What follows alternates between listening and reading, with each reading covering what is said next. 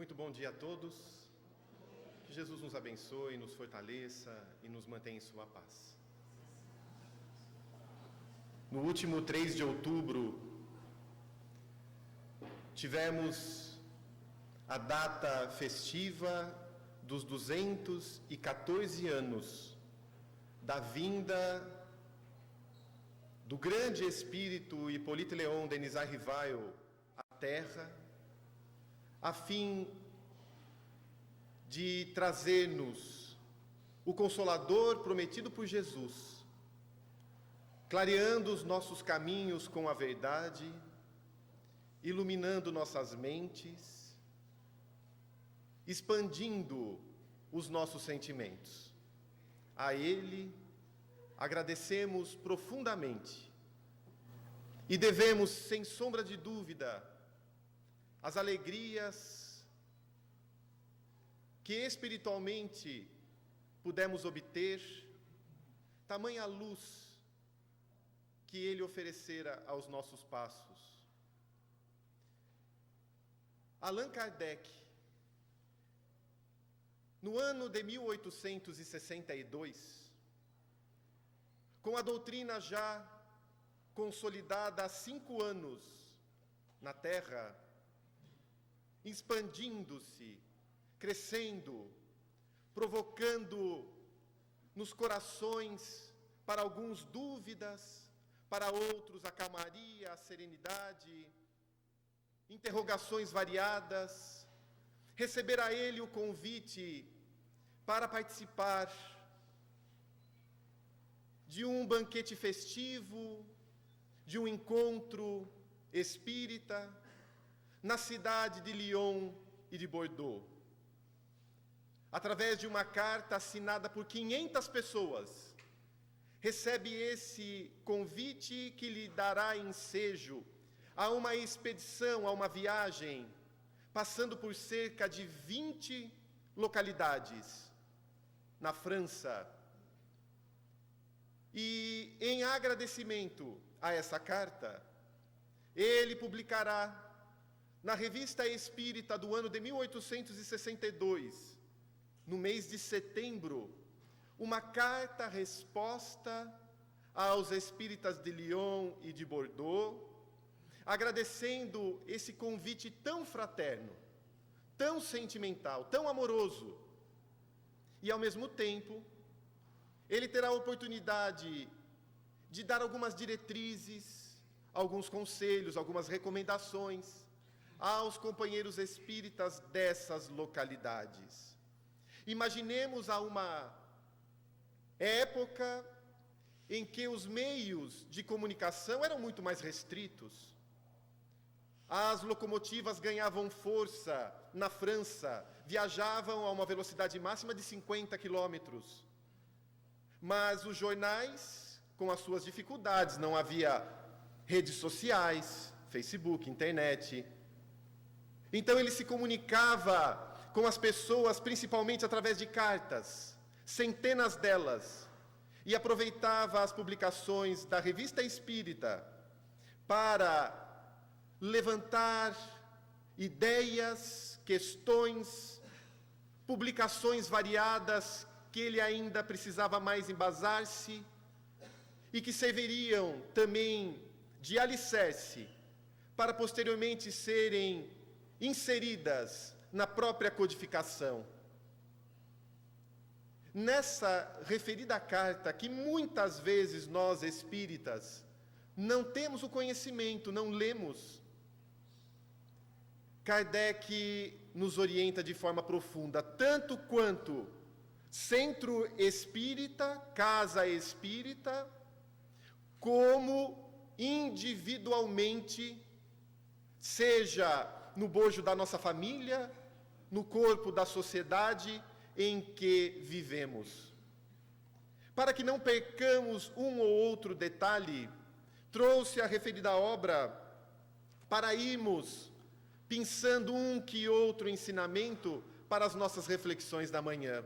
Mas tem início ele, informando que os espíritas lioneses estavam preocupados Porque um jornal de grande circulação, na época, havia criticado o Espiritismo. As obras de Kardec haviam atacado e queriam saber se deveriam responder pela imprensa ou se deveriam responder pelos tribunais. Ao que o ínclito codificador direciona que a melhor resposta seria pelo desprezo.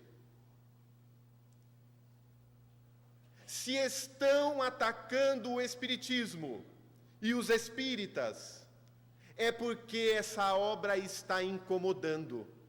Cresceu de tal maneira, mexeu em interesses pessoais, que as pessoas não conseguiram ficar indiferentes a ela e criticam. E muitos que criticam não a conhecem. Outros que criticam fazem para denegrir, a fim de que o seu interesse pessoal prevaleça. Quantas não são as vezes em que recebemos críticas?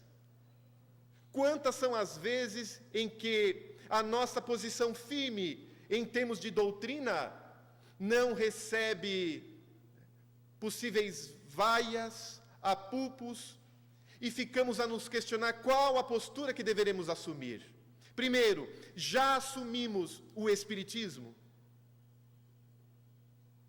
Já assumimos a doutrina espírita dentro de nós? Temo-la firmes em nosso íntimo? Construída dentro de nós, ou somos vacilantes? Sou espírita, mas quando me perguntam, o receio, o medo, a vergonha, é porque ainda não a construímos com firmeza. E quando os alicerces não estão inseridos em rocha firme, quando vêm as tempestades, ameaçamos abandonar. Ora, aqueles que criticam a posição espírita, via de regra, não conhecem o que nós conhecemos, e passamos então a ser devedores dessas pessoas. O apóstolo Paulo tem a oportunidade de afirmar que ele era devedor daqueles que não conheciam a Jesus. Porque conheço tanto o Mestre, diante da ignorância, como atacá-la? Devo primeiro compreender esse papel de ignorância e ser firme naquilo que eu já reconheço como verdade. E o Espiritismo é a verdade clara às nossas vistas. É tão clara que às vezes nos cega, porque nos dá liberdade. E liberdade sem a responsabilidade espiritual construída faz com que o indivíduo muitas vezes se perca, mas é uma liberdade necessária, é uma liberdade alicerçada na razão, no entendimento, liberdade e consciência a ponto de sabemos tantas coisas, mas ainda não temos sido tocados no sentimento, no coração. Conhecemos o Evangelho, conhecemos a doutrina, mas ela nos impregnou. Sabemos que com a morte do corpo continuamos a viver. Sabemos pelas leis da reencarnação que essa não é a primeira vez que aqui estamos, nem será a última, que já vivíamos, que viveremos. Mas o quanto isso tem mudado o nosso modo de ser, pensar e agir. Reconhecemos a comunicabilidade dos espíritos. Os nossos seres queridos que partiram para o grande além não se distanciaram de forma definitiva de nós. E poderemos reencontrá-los, seja pelas faculdades mediúnicas, ainda que pela sensibilidade mediúnica, a percepção da presença, quanto pelo sono, a antiga mediunidade onírica, quando reencontramos com os nossos entes queridos. Sabemos que essa separação não é definitiva, definidora, mas como temos nos portado diante dessas questões relativas à morte, à espiritualidade, à realidade de que o mundo real é o mundo espiritual e não o mundo corporal. Reconhecemos que há muitas moradas na casa do Pai. Mas como nos preparamos para esse momento em que saímos de um mundo de provas e expiações e alçamos voo ao mundo regenerador, e que nos aguarda mundos felizes, mundos celestes, sendo que estamos apenas na periferia da Via Láctea, em nosso planeta Terra. Essa visão de infinito, quanto tem tocado-nos, para que sejamos melhores no nosso dia a dia. E quando percebemos que a nossa felicidade futura dependerá das nossas boas disposições do agora, nós, como espíritas, como temos trabalhado em nossos relacionamentos, em nossa intimidade, para que, diante da ignorância não ofensiva, mas a ignorância que falo, o desconhecimento dos indivíduos quanto às realidades espirituais, sejamos nós os portadores dessa mensagem de renovação através da prática. E Allan Kardec recomendava então aos espíritas de Lyon: continuai, amigos, a grande obra de regeneração iniciada sob tão felizes auspícios, e em breve colhereis os frutos da vossa perseverança, e fazei que, em vos vendo, se possa dizer que seria desejável que todos fossem espíritas. Ele recomenda aos espíritas lioneses que, na prática, fossem espíritas, ao ponto de que, se alguém o observasse, também desejaria sê-lo. E aí me recordo de Jesus perguntando aos seus discípulos: que dizem o povo que é o Filho do Homem? Uns dizem que tu és Elias, outros Jeremias, outro João Batista, ou um dos antigos profetas que voltou. E quanto a vós, que dizeis que eu sou? E aí entraria Pedro afirmando: tu és o Messias, Filho do Altíssimo. Quem dizem as pessoas que somos?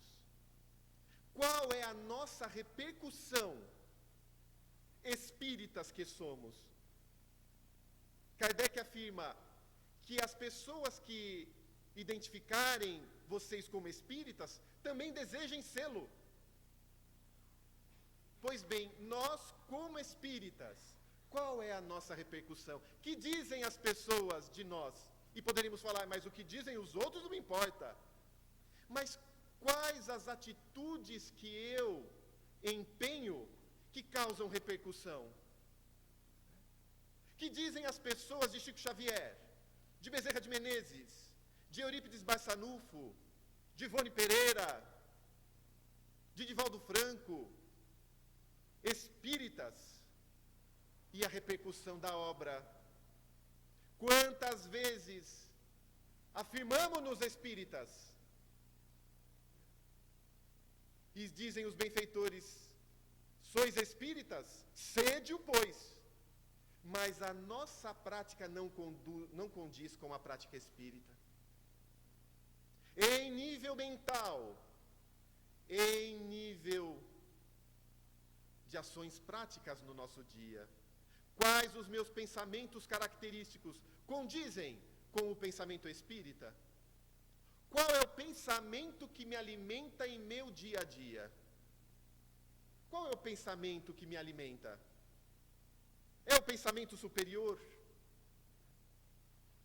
É esse pensamento que tem a certeza da imortalidade?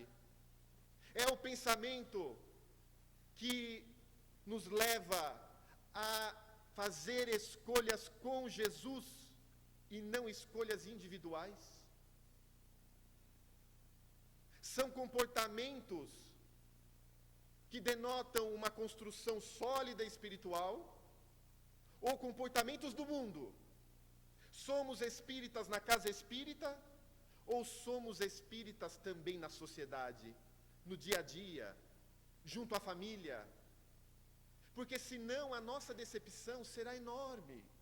Basta lermos o livro Tormentos da Obsessão, de Divaldo Pereira Franco, pelo espírito Manuel Filomena de Miranda. Eurípides Barçanufo surpreende-se e encontrar tantos espíritas retornando à espiritualidade falidos. Mas como pode, com tanto conhecimento que falamos agora, chegar mal ao plano espiritual? Não mexeram na intimidade. Muitos dirigentes, muitos médiuns passistas, muitos expositores, mas que não vivenciavam o conteúdo evangélico, doutrinário da obra trazida por Kardec. E como traziam no seu bojo ainda tormentos, trabalhavam a doutrina de acordo com o seu tormento, e não para se libertar dos tormentos. Então, para aquele que é vaidoso e se expõe, ele quer aplausos. Aquele, mesmo vaidoso, que aplica o passe, ele quer o reconhecimento na melhora do paciente. Aquele que é exigente, exige dos outros o serviço de acordo com aquilo que ele considera melhor, mas não está disposto a servir de forma humilde. E aí, diante desses conflitos ao longo da vida, desencarna e constata que aquilo que precisava fazer não foi realizado e se decepciona. Muitos em estado de loucura, deixando-se arrastar pelas vicissitudes. A doutrina espírita não foi suficiente para que ele mudasse hábitos, vícios, tendências, não podendo então enquadrar-se na definição do verdadeiro espírita, pois reconhece-se o verdadeiro espírita pela sua transformação moral e pelos esforços que empreende para domar as suas más inclinações, ao ponto de hoje estar melhor do que ontem e amanhã estar melhor do que hoje. Ou seja, o espírita se estuda todos os dias. Não apenas passa pela questão 919 do Livro dos Espíritos, onde recebe o conselho de Santo Agostinho: conhece-te a ti mesmo, já dizia um sábio da antiguidade, fazei como eu fazia quando estava entre vós. Ao término de cada dia, passar em revista as minhas ações, aquilo que eu fiz que não deveria ter feito e me proponho a não fazer, ou aquilo que fiz acertadamente e deverei repetir. Não basta simplesmente en passant lermos isso, temos que colocar na prática. E aí a grande questão: o que eu tenho que mudar em mim para me ajustar a esse pedido de Kardec, que vivamos a ponto de que, se formos observados por outros, esses também desejem ser espíritas como nós.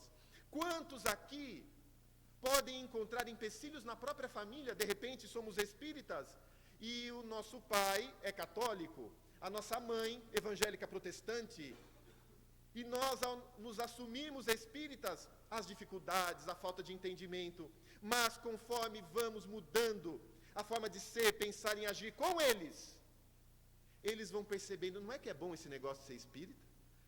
Reclama menos, ajuda mais em casa, não faz mais aquilo que fazia, está mais compreensivo, e a partir daí vão aceitando, e muitas vezes acabam chegando até conosco no centro, pela nossa mudança, porque não conseguiremos implantar algo à força nos outros. Já afirmou Jesus a Joana de Cusa, que queria impor o evangelho dele junto ao seu esposo no lar: o reino de Deus não vem através da força imposta. Deus trabalha na transformação dos seus filhos.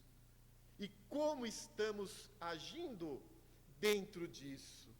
Na casa espírita, onde reconhecemos o centro como um educandário de almas, porque a educação, a base dela é formar novos caracteres. Trabalha novos hábitos, educa-nos a alma, como posto de socorro diante das nossas dores, um verdadeiro hospital. Quantos não chegamos aqui abatidos?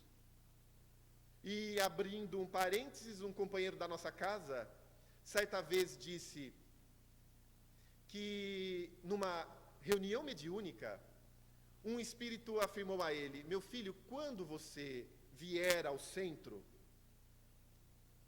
procure, para ser melhor ajustado, o seguinte pensamento: vou para me tratar. Preciso tratar o meu espírito. Colocou isso como conselho, ele ficou pensativo e comentou com a esposa. E a esposa respondeu a ele: mas veja, se ele disse para você imaginar que está indo a um hospital se tratar, quantas vezes você vai ao centro? E ele vai todos os dias, com exceção de um dia da semana. 6 vezes por semana ele vai ao centro, diante das responsabilidades que ele tem. E ela falou o seguinte a ele: mas quem que vai a um hospital 6 vezes na semana? E ele respondeu: só doentes graves. Só doentes graves. Todos os dias, praticamente, tendo que ir no hospital. Ela olhou para ele com benevolência, mas disse: acho que você é um doente grave, porque você vai 6 vezes. E aí caiu aquela ideia de que eu estou lá para ajudar os outros. Estou para ser ajudado. Estou para ser tratado. E quando me coloco nessa postura, me torno receptivo.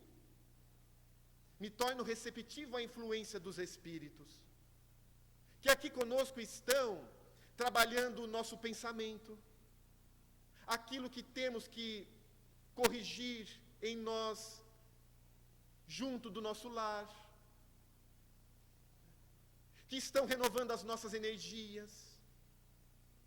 Nos tornamos receptivos e recebemos esse apoio, para depois, lá fora, no campo de luta da vida, diante das pessoas que pensam de forma diferente da gente, que agem de forma contrária, consigamos exemplificar esse pedido de Kardec. Consigamos trabalhar isso dentro de nós, nessa proposta renovadora. Então, o que falta para nos encaixarmos nessa condição do verdadeiro espírita e não deixemos para a próxima existência? Já ouvi pessoas afirmando: olha, eu vou aceitando aqui, na próxima vai ser melhor. Não, o tempo é agora. Estamos com as melhores ferramentas. Temos o nosso planejamento reencarnatório. Estamos já com as pessoas que foram atraídas para o nosso meio, para que promovêssemos as mudanças necessárias. Não podemos perder esse ensejo, porque as condições do futuro poderão ser mais difíceis. Poderão ser mais difíceis. Avançando, Allan Kardec afirma: uma mesma bandeira deve guiar-vos, e nela está escrito: fora da caridade não há salvação. Inscrevei-a em todos os locais de reunião, em vossas residências. Fora da caridade não há salvação. É uma frase que nos toca profundamente, mas que não pode apenas figurar nas paredes de alvenaria, mas sim na intimidade do nosso coração. Fora da caridade não há salvação. Mas o que seria essa salvação?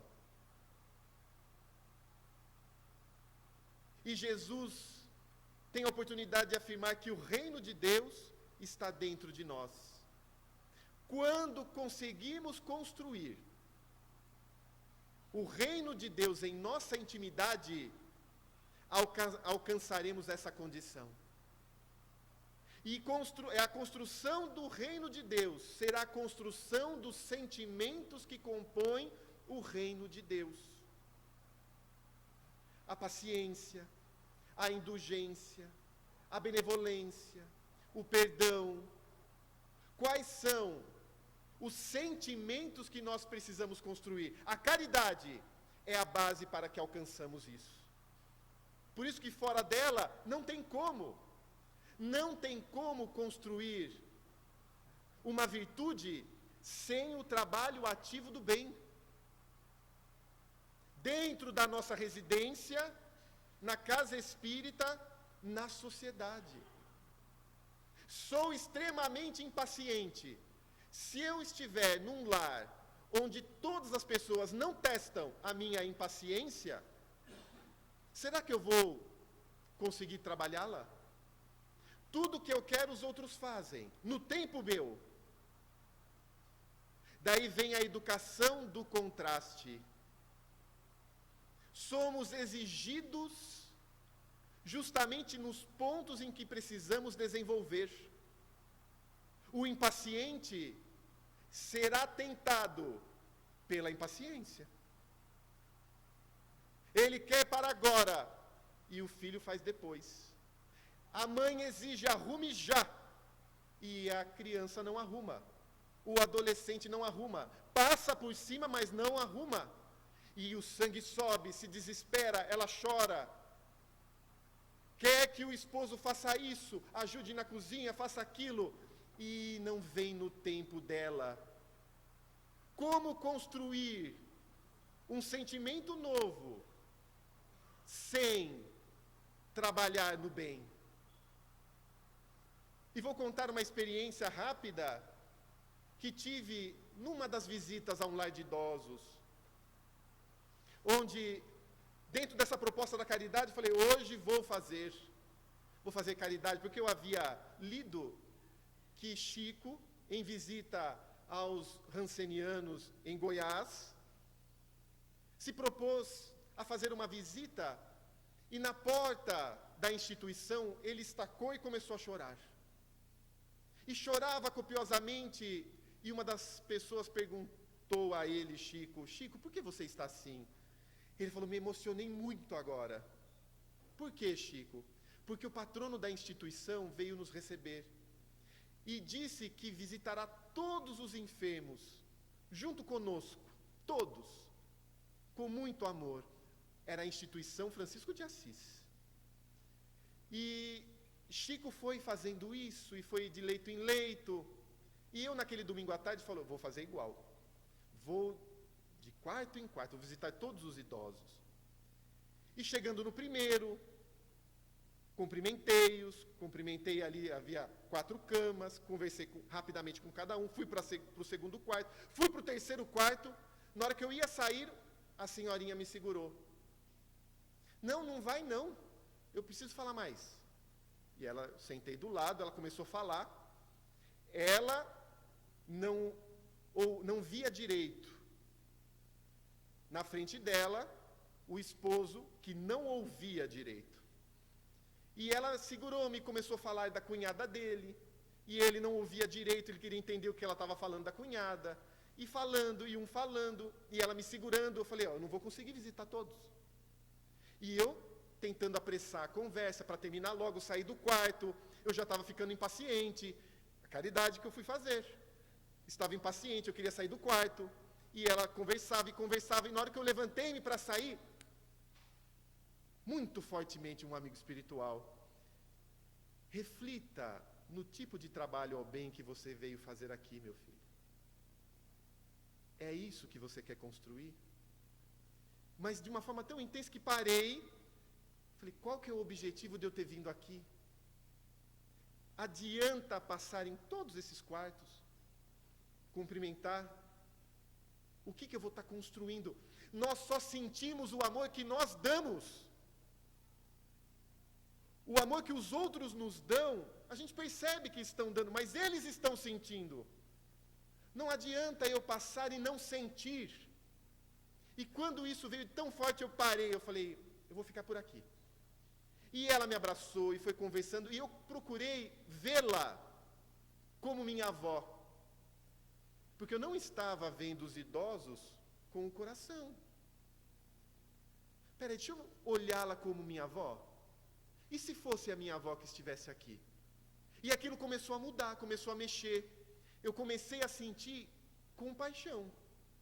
Falei, olha a situação dessa senhora, trabalhou a vida toda, né? Está aqui, não consegue se expressar direito, queria sair, queria passear, igual ela falava.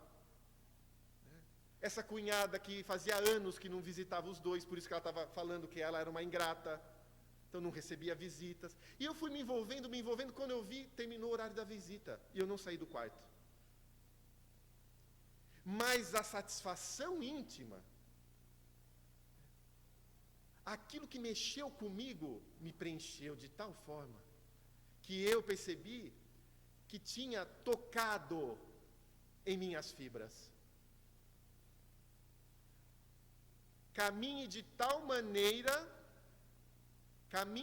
maneira que quando os outros te observem, também desejem ser espíritas. Então vejam, eu estava sentindo o quê? Qual que era o meu ideal? Vaidade? Orgulho? Comecei a ser tocado por piedade. O espírito Humberto de Campos, irmão X, no livro Pontos e Contos, no capítulo Credores Estranhos, nos traz a lição do espírito Diana. Afirma irmão X, que estava numa reunião na espiritualidade, quando se aproximou um espírito extremamente luminoso. Era uma mulher iluminada que estava à sua volta. E ela falou tão bem sobre o amor, sobre a beneficência, com sabedoria, que ao término ele procurou uma conversa mais próxima. E ela disse que gostaria de contar a história de vida dela. Ela falou, meu filho, é tão difícil transformar a animalidade que temos ainda. Ele sorriu e os demais também. E ela falou, não tenho vergonha alguma em contar que eu pertenci à classe das piores, está no texto, mulheres do mundo. Na minha intimidade, perdia-me a vaidade, o egoísmo e o orgulho. Desculpe, e os ciúmes. A vaidade, o egoísmo e os ciúmes. Por 9 reencarnações, vim com o objetivo de vencer tão somente os ciúmes, e não consegui, falhei em todas. Várias outras atacava o egoísmo e a vaidade sem êxito. E os amigos espirituais que me auxiliavam, com o passar dos séculos, foram avançando. Os espíritos que reencarnavam comigo foram progredindo. E chegou um momento em que eu perdi a referência com esses espíritos amados. Evoluíram e foram para regiões superiores. E eu já não tinha mais como contatar, sendo que o derradeiro deles falou que estaria sempre pronto para me ajudar, mas que eu me empenhasse e no futuro poderíamos nos reencontrar.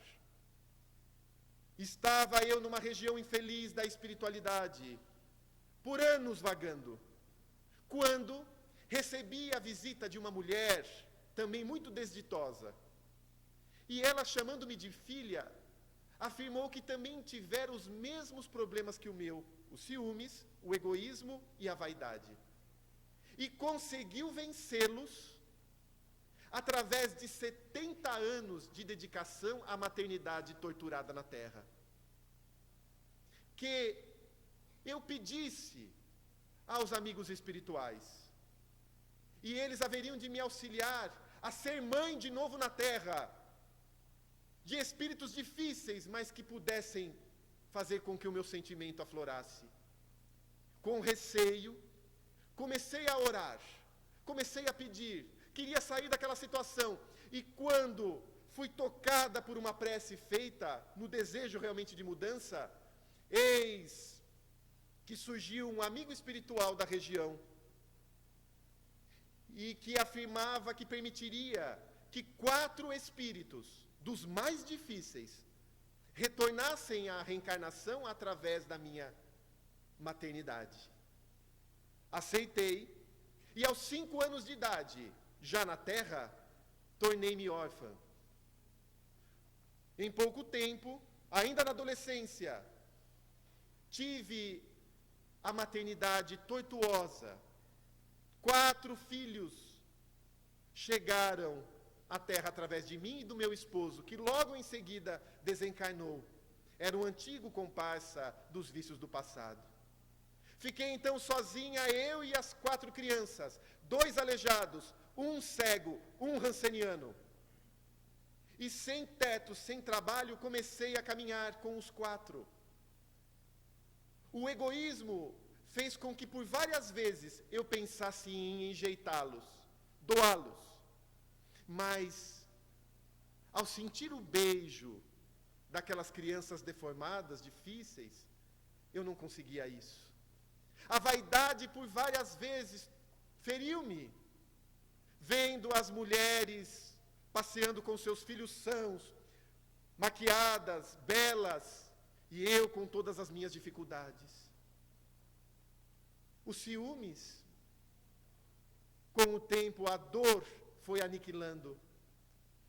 Os 2 aleijados desencarnaram primeiro. O meu filho leproso foi logo em seguida. E caminhei por 40 anos com o meu filho cego pelo mundo.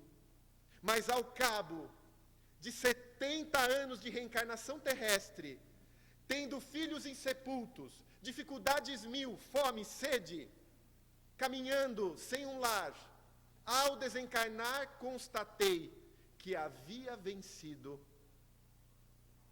essas chagas que atormentavam meu coração.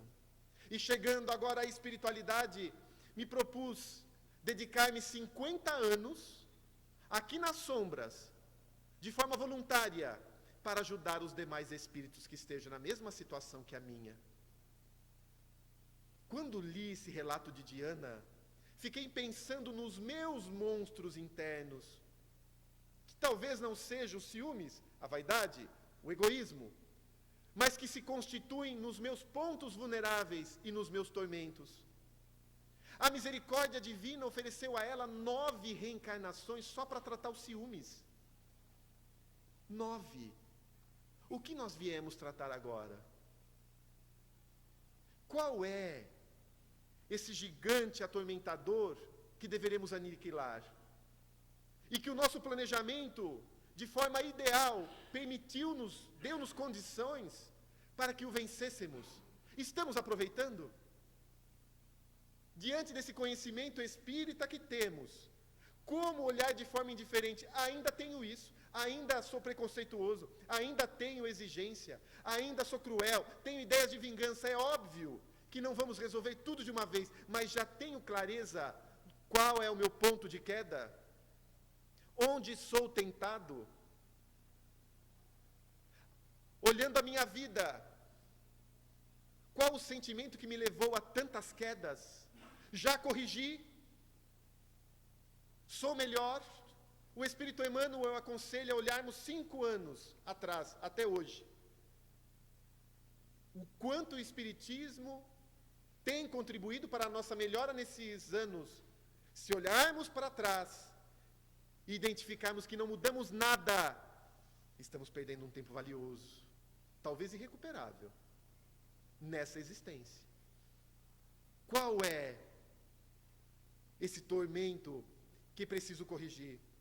Porque se eu não alterar, Deus tem recursos. Ela teve 9 oportunidades, mas depois o que veio? A dor. A dor veio para ensinar um novo caminho. Como a parábola do samaritano que desce de Jerusalém, a cidade espiritual, a Jericó, a cidade do mundo, e no caminho foi assaltado por bandidos que o deixaram quase morto. Foi o processo da desilusão. Vem a dor para desiludir. E a dor, ela faz com que abandonemos ilusões. Quantas ilusões! Onde nós nos achamos tanto, vem a dor e fala, eu não sou nada. Ah, mas eu sou o diretor tal, o presidente tal. É um cargo, é uma ficha. André Luiz, na introdução do livro Nosso Lar. É um cargo, é uma ficha. Na espiritualidade não vão perguntar o que eu fui em termos de cargo, mas o que eu fiz com a minha profissão, com as minhas possibilidades, com as minhas habilidades. Todos nós temos habilidades. Uns têm a habilidade do comando. O que eu estou fazendo com o comando? Uns têm a habilidade em lidar com crianças. Como tenho transformado-me no contato com essas crianças? Qual influência tenho passado a elas? Outros são exímios contadores, matemáticos, possuem habilidade com os recursos financeiros. Em quais obras tenho aplicado esses conhecimentos, essas habilidades? Todos nós temos talentos. Uns 5, outros 2, outros 1, de acordo com a sua capacidade. O importante é que consigamos multiplicar esse talento e não enterrá-lo. E esse talento se chama oportunidade. Quais são as oportunidades que a vida nos tem oferecido por esse planejamento? Quais são as portas abertas que nós temos tido? A casa espírita é uma oportunidade, a família outra, a profissão outra. Quantas oportunidades nós temos para transformar? Para não esperarmos a dor, mas quando ela chega, aí a questão já é outra. O que essa dor está querendo me ensinar? Eu não posso passar por um processo de dor e sair sem ter refletido no que ela veio me ensinar. E essa dor pode ser, entre aspas, uma perda, embora ninguém perde entes queridos, mas a desencarnação. Uma dor física, um problema de natureza psicológica, espiritual, familiar, um desemprego, material, portanto. Mas o que essa dor está ensinando para o meu espírito imortal? Que sentimento que eu tenho que eliminar agora, renovar, para conseguir o êxito quando retornar? Porque os espíritos, nessa fase de regeneração nossa, de primícias de regeneração, eles se empenham ao máximo para que não percamos a nossa reencarnação, a nossa existência. Não percamos a nossa existência. E ouvimos tanto suicídios de idosos no término da existência, mas também de crianças. De crianças. Muitas vezes mostrando o espírito aflitivo e a falta de olhos para ver no lar. E uma sociedade, às vezes, indiferente àquilo. Temos pressa para fazer as coisas, para ganhar, para crescer no mundo, mas dificilmente a gente vê pessoas com pressa em crescer espiritualmente. Somos ansiosos. Difícil encontrar alguém ansioso para seguir Jesus. A ansiedade está muito vinculada às coisas do mundo. A ansiedade, mas o que será de mim? Será que eu estou doente? Será que essa crise vai me pegar? Será que eu vou conseguir me aposentar agora com essas leis da Previdência? Será que vão ser alteradas? E o meu emprego? Falaram em reengenharia na empresa. Será que a ansiedade para o mundo? Por que estás ansiosos? A cada dia basta a sua aflição, disse Jesus. Como é importante vivermos como espíritas. Que é aquele que diante da tempestade não está desesperado tentando acordar Jesus. Acorda, mestre, senão a gente vai morrer. E aí Jesus, homens de pouca fé, e levantando-se para a tempestade, diz: acalma-te. E a tempestade acalma, homens de pouca fé. Quem sois? Sou Jesus. Se fordes mesmo o Cristo, que eu vá até vós. Caminhando pelas águas, vem Pedro. E Pedro começa a caminhar nas águas, mas quando vem os ventos, das dificuldades no mundo que enfrentamos. Quando as ondas aumentam, das perseguições por causa do reino e da vivência, começamos a afundar, porque nos distanciamos de Jesus, e aí caímos, nos afogamos, mas Ele está lá para nos pegar, puxando-nos e levantando-nos de novo, mas homem de pouca fé. Nesses dias tumultuosos, na nossa família, que sejamos nós o modelo de calma, de equilíbrio, porque os outros estão nos observando. O que dizem os outros de mim? Quais são as vibrações que eu propago? Não são palavras, são vibrações. Os nossos pensamentos e sentimentos geram ondas. Na crise, eu sou aquele ponderado. Às vezes não observamos mais a nossa esposa, o nosso filho, o nosso irmão. Os parentes estão ali, aguardando por uma atitude firme nossa, para que eles tenham coragem. Se a gente se desespera, lembra até aquele caso do Chico no avião, onde ele começa, né? Vou morrer, misericórdia, Senhor. E aí entra Emmanuel, mas o que você está fazendo? Estou quase morrendo. Não posso me desesperar. Chico, ainda que você morra com educação, né? Dê provas da imortalidade que você confia. Mas quando somos nós, nas turbulências da vida, quantas vezes o desespero, Senhor, Senhor, e não conseguimos a sintonia com o nosso mentor afirmando, dê provas agora, daquilo que você conhece, daquilo que você sabe. É o momento agora de colocarmos em prova. Há momentos do estudo, das reflexões. As matérias escolares são assim, mas chega o dia da avaliação. E em muitas escolas tem o dia do testão, são todas as matérias de uma vez só. Às vezes acontece com a gente, parece que veio tudo de uma vez. Todos os problemas no mesmo tempo. Espera aí, calma. Às vezes o nosso tormento aumenta tudo isso. A serena, busca o Cristo em prece. Procuramos ter intimidade mais procuremos com o nosso amigo espiritual. Asserenemos o nosso íntimo. E aí, com mais firmeza, conseguiremos avançar. Para irmos fechando quase,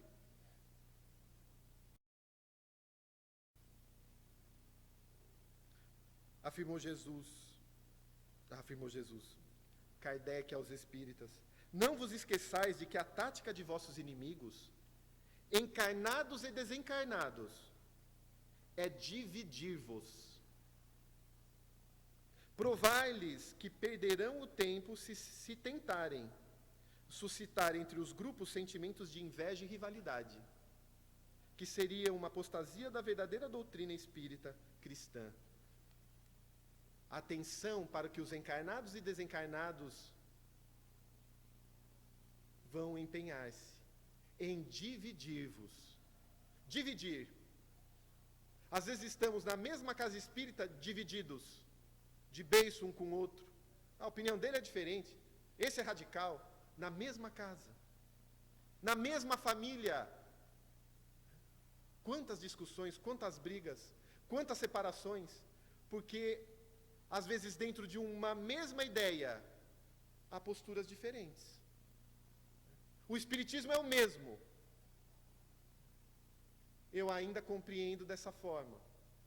O outro age dessa maneira. Divisão. Alimentados pelo tormento, muitas vezes, tem que ser do meu jeito, não do meu. Divisão. Em casa, harmonia de palavra, mas não do coração. Querendo impor a minha vontade sobre o outro, e não esse espírito unido. Quando ele fala dessa interferência espiritual, vejamos, quando estudamos lá em O Livro dos Espíritos, na questão 459 de O Livro dos Espíritos, Os espíritos influenciam em nossos pensamentos, mais do que supondes, a ponto de que somos nós, via de regra, que vos dirigimos. O primeiro pensamento, muitas vezes o nosso, aquela primeira chama, e aí o mundo espiritual, né, já interferindo no nosso pensar. Mas temos os dois lados da moeda. Quais são os pensamentos que eu mais recebo como intuição? Quais são as ideias que eu estou tendo? Como eu alimento esse pensar? Quando vem uma ideia que eu sei que não é boa, o que tenho feito para me desvencilhar dela? Não alimentemos ideias, pensamentos contrários. Eu posso estar aqui sintonizado com uma ideia de raiva, sendo alimentado pelas ideias de raiva que estão no cosmos. Às vezes eu estou sintonizado com alguém do outro lado do mundo, porque é vibração. São ondas. E a partir do momento que eu emitir essa onda, ela vai numa determinada frequência e sintonia e se alinha com as demais ondas mentais. Quais são as ondas? O que eu estou fazendo de anteparo para mim? Tenho trabalhado o Evangelho no lar? Tenho estudado com a minha família o Evangelho? Quantas pérolas não surgem, às vezes no silêncio ali, com a esposa, com os filhos, mas criam referência nas crianças, dá sustentação aos adultos. Abrimos as portas espirituais para que as nossas moradas sejam visitadas pelos espíritos amigos, que naquele dia, naquele horário, naquele momento, vão até nós para nos auxiliar. Temos esse compromisso com Jesus? Essa mínima disciplina? Não dá para ser espírita sem ter disciplina. E o Espírito Emmanuel, quando perguntado pelo Chico o que ele deveria fazer para conseguir cumprir a sua missão, Emmanuel afirma: 3 lições, Chico, 3 lições. Qual a primeira? Disciplina. Qual a segunda lição, Chico? Disciplina. Qual a terceira lição, Chico? Disciplina. Disciplina. Fazer aquilo que nós já sabemos que precisamos fazer, o que devemos fazer. Nessa hora, então, meus amigos, em que, principalmente no dia de hoje, tantas agitações, inseguranças, incertezas, dúvidas, receios, medos, lembremos que, acima de tudo, Jesus está no leme. O Espírito Ismael, mentor espiritual do país, sabe o que está acontecendo, conhece os corações, sabe quem está aí. E às vezes, como ajudar nós espíritas a Ismael, brigando entre nós? Famílias dilaceradas a partir do WhatsApp, dos grupos familiares, por causa da política. Brigas, é esse deixando o grupo, é aquele deixando o grupo, é esse que não fala mais com o outro. Assim estamos ajudando Ismael? Como espíritas, temos que dar a sustentação para esse mundo de regeneração. Se no livro da vida eles não conseguirem encontrar os nossos nomes, como? Com quem contar? Ah, mas você está achando que só os espíritas... Não, não são só os espíritas. Mas o espírita tem essa obrigação a mais. Porque se o espiritismo não for a religião do futuro, afirma-se, será o futuro das religiões.